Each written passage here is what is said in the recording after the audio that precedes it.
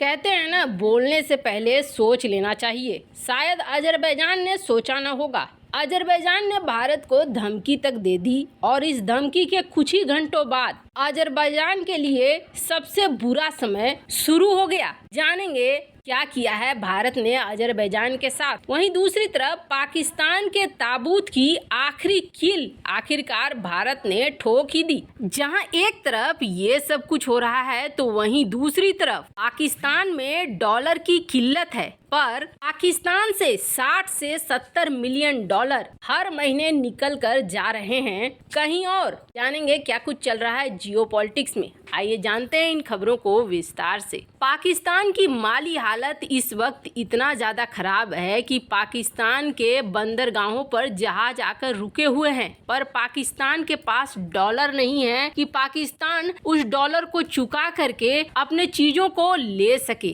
पाकिस्तान लगातार दुनिया भर से कर्ज मांग रहा है। हालांकि जेनेवा का जो उसका भीख मांगने का प्रोग्राम था वो कहीं न कहीं सफल हो गया और उसे दुनिया का आश्वासन भी मिल गया, पर ये सब कुछ काफी नहीं। पाकिस्तान की गिरती हुई करेंसी को पाकिस्तान की करेंसी लगातार गिर रही है। जहां जनवरी महीने में $1 के बदले में 178 पाकिस्तानी रुपए थे, तो वहीं फरवरी में ये 176, मार्च में 177, जुलाई में 204 और दिसंबर महीने में 223 हो गए। ये हालात है करेंसी के। ऊपर से डॉलर उपलब्ध नहीं है और डॉलर जब उपलब्ध नहीं है तब इन सब के बीच में ये खबर निकल कर आ रही है कि पाकिस्तान से लगातार हर महीने 60 से 70 मिलियन डॉलर अफगानिस्तान को स्मगल हो रहे हैं। सिर्फ इतना ही नहीं, कई ऐसी चीजें भी जैसे कार, टायर, मोबाइल फोन, तेल, कई ऐसी चीजें हैं जो स्मगलिंग होकर अफगानिस्तान जा रहे हैं और फिर अफगानिस्तान से ये बेचे जा रहे हैं वापस पाकिस्तान में। इस फर्स्ट पोस्ट की ये रिपोर्ट जिसमें इस बात का खुलासा किया गया है। अब $9 बिलियन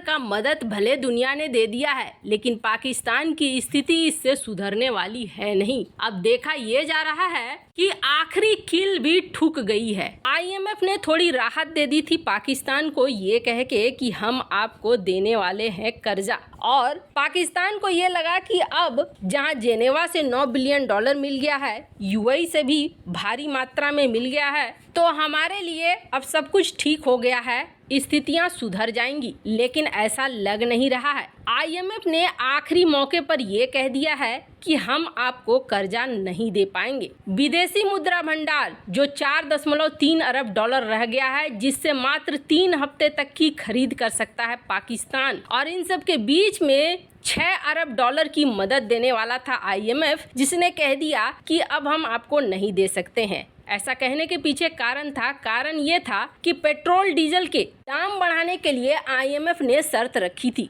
IMF ने कहा था कि आप पेट्रोल डीजल का दाम बढ़ा दीजिए। अब यहाँ पर इमरान खान ने एक बड़ी अच्छी चाल चली थी। इमरान खान ने पेट्रोल डीजल पे सब्सिडी दे दी थी और अब शहबाज शरीफ सरकार ने आते ही पेट्रोल डीजल का दाम बढ़ा दिया और अब IMF कह रही है कि और भी ज़्यादा दाम बढ़ाओ। अब इस और भी ज़्यादा दाम बढ़ाने के चक्कर में फंसना नहीं चाह रही है शहबाज शरीफ सरकार। वो जान रही है कि अगर हमने और भी ज़्यादा दाम बढ़ाया तो पाकिस्तान की जनता एकदम से विद्रोह पर उतर आएगी। एक तो सोयाबीन का शिपमेंट 2.5 महीने से रुका हुआ है। बैंक ने क्रेडिट देने से मना कर दिया है, जिसकी वजह से सामान बंदरगाह पर अटके पड़े हैं। प्याज के कंटेनर बंदरगाह पर रुकने से दाम बेतहाशा बढ़ गया है। दवाओं की कच्ची सामग्री भी नहीं मिल रही है। पाक का जितना GDP है उसका 84% कर्जा पहुंच चुका है। बहुत सारे प्लांट अब बंद हो रहे हैं। टोयोटा, सुजुकी, इन्होंने कार प्लांट को बंद कर दिया है। टेक्सटाइल इंडस्ट्री जो पाकिस्तान की जान होती थी, उसने भी अपने कई प्लांट्स को बंद कर दिए हैं। और इन सब के बीच में IMF ने ये कह दिया है कि हम आपको कर्जा नहीं दे सकते हैं। मतलब साफ दिख रहा है आखिरी कील पाकिस्तान के ताबूत में ठुक गई है।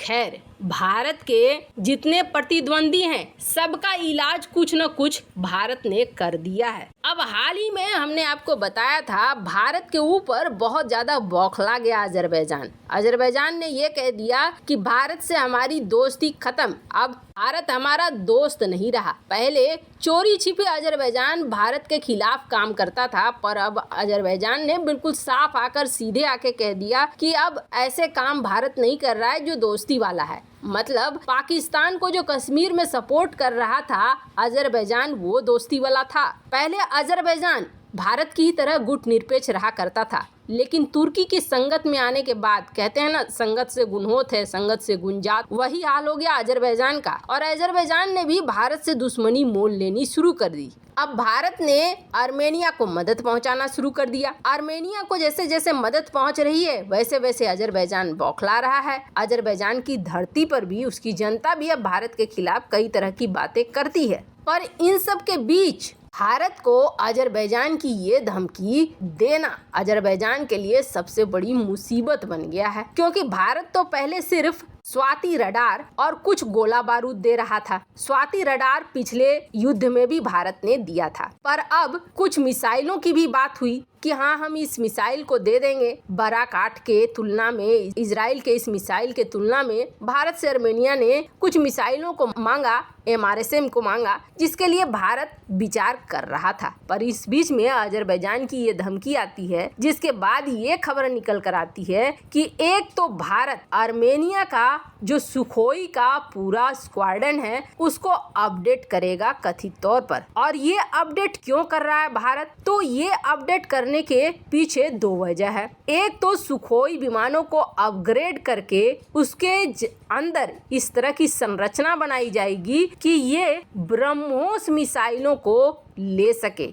यानी भारत का सुखोई जो हमने अपने यहाँ परीक्षण किया है कि ये सुखोई विमान ब्रह्मोस मिसाइलों को फायर कर सकते हैं, वैसी ही ताकत आर्मेनिया के सुखोई विमानों को भी दी जाएगी, जिसमें कि आर्मेनिया के विमान भी ब्रह्मोस मिसाइलों को फायर कर सके। और अगर ये चीजें पूरी हो जाती है तो इसका मतलब आप समझ सकते हैं तुर्की और अजरबैजान जो सोच कर बैठे हैं कि आर्मेनिया भारतीय हथियारों को लेकर भी उन्हें रोक नहीं पाएगा, ये उसके लिए बहुत बड़ी मुसीबत होने वाली है। खैर सिर्फ इतना ही नहीं, कहा जा रहा है कि भारत आर्मेनिया की एक और बड़ी परेशानी दूर कर रहा है, और वो परेशानी ये है कि पिछली बार आर्मेनिया अजरबैजान की जब लड़ाई हुई थी तो सुखोई विमान होने के बावजूद उसके पायलट उड़ा नहीं पाए थे सुखोई विमानों को, क्योंकि उनके पास ट्रेनिंग नहीं थी, पर्याप्त रूप से वो ट्रेंड नहीं थे। पर अब भारत कहा जा रहा है कि उनके पायलट्स को भी ट्रेनिंग देगा। मतलब अजरबैजान को अपनी धमकी कितनी महंगी पड़ी वो इससे आप अंदाजा लगा सकते हैं। वैसे आपको क्या लगता है, भारत जो कर रहा है वो सही है या नहीं है? कमेंट कर अपनी राय जरूर बताएं। जल्द मिलते हैं अगले वीडियो में नई खबर के साथ।